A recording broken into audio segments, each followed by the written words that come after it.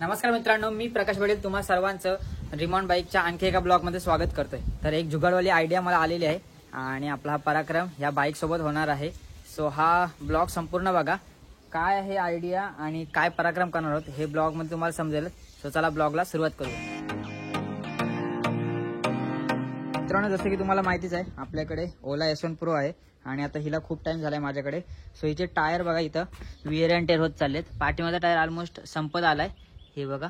आणि मग मी मध्ये बघितला की पुढचा टायर ची कंडिशन खूप चांगली आहे ही बघा, ह्याची डेप्थ अजून खूप आहे। सो माझ्या डोक्यात असं आलं की हे दोन्ही पण टायर सेम लेनचे आहेत आणि सेम याचे स्पेसिफिकेशन आहेत, त्याच्यानंतर प्रेशर पण सेम आहे। सो माझं असं डोकं चाललंय की पुढचा जो टायर आहे ना तो पाठीमागे टाकावा आणि पाठीमागचा जो टायर आहे ना तो पुढे जावा, जेणेकरून मग थोडा बॅलन्स पण होईल गाडी। कारण पाठीमागचा टायर आधीच संपलाय, कारण त्याच्यावर जास्त लोड आहे।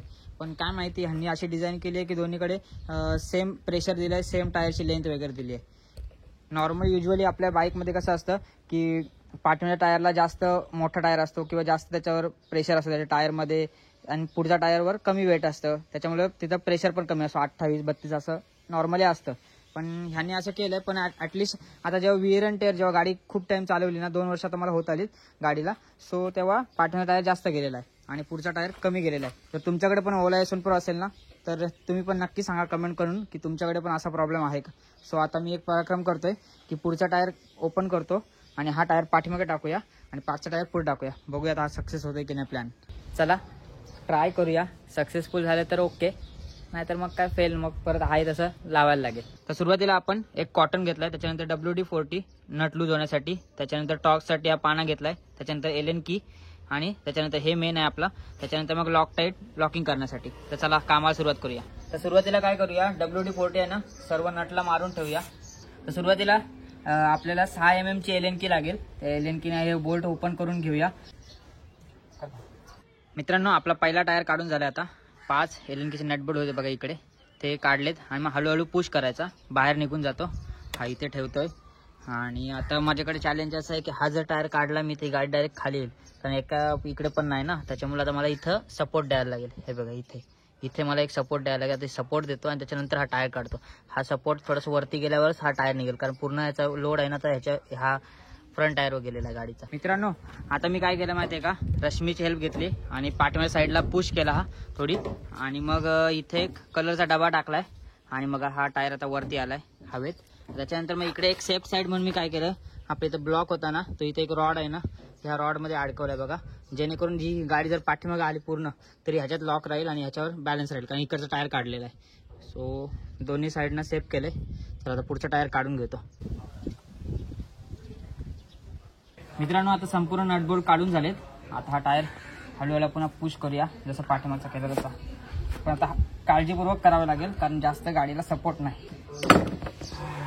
ओके, चला टायर आपला निघालेला आहे हा पण। तर मित्रांनो, आता आपले दोन्ही पण टायर रिमूव्ह करून झालेले आहेत। आता फक्त आपल्यासमोर एक चॅलेंज राहिलाय, तो म्हणजे हे एलन कीचे बोल्ट आहेत ना, आता हे पुढचे आहेत ते पाठीमागच्या साईडला मॅच झाले पाहिजे, मग आपला हा जुगाड आणि हा DIY कम्प्लीट होईल। तर मित्रांनो, आता टायर ओपनच केलाय आणि डिस्क पण दिसतंय, सो डिस्क पण मी थोडा क्लिनिंग करून घेतो, घासून घेतो, जेणेकरून इफेक्टिव्ह ब्रेकिंग होईल। WD मारून घेतलाय, जेणेकरून इथं रस्ट वगैरे लागला असेल ना बोल्टला तर तो जाईल। तुम्ही असे काही काम करत असाल ना तर WD-40 तुमच्याकडे मस्ट गोष्ट असायलाच पाहिजे। आणि मी एक गोष्ट केलेली आहे, पाठीमागचे जे नटबोल्ट होते ना ते पाठीमागेच ठेवले आणि पुढचे नटबोल्ट पुढेच ठेवले, फक्त टायर चेंज केले, जेणेकरून मग इकडचे जर थ्रेड वगैरे तसे सेमच आहेत दोन्हीकडचे नटबोल्ट, पण ऑलमोस्ट अशा गोष्टी नाही कराव्या, उगाच थ्रेड सोबत मस्ती नको। चला आधी टायर आपण लावून घेऊया।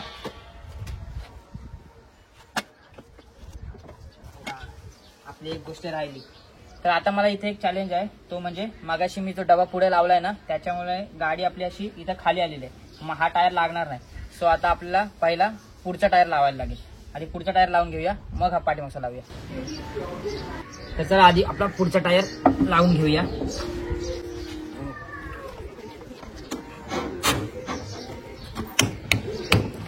आता मी टायर लावून घेतलाय आणि आता आपले जे आतमधले नटबोल्ट आहेत ना ते अलाइन करायचे आहेत। सो आपली एलन की आहे ना तीच आपण पुश करायची अशी आणि रोटेट करायची आणि थोडी हलवायची, म्हणजे जेणेकरून ती अलाइनमेंट आहे ना इकडची बरोबर आहे। छोटे छोटे जुगाड आहेत हे बघा,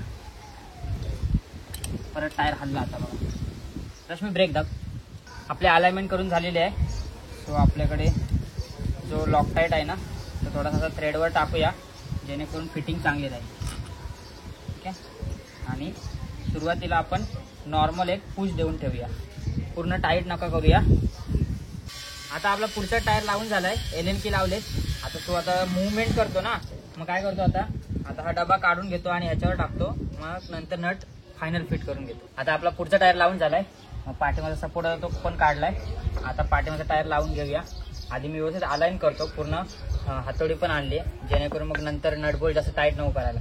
मग एकदा पूर्ण अलाइन करून हातोडीने हॅमरिंग थोडा करतो आणि फुल टाईट झाला ना की मग नटबोल्ट टाकतो.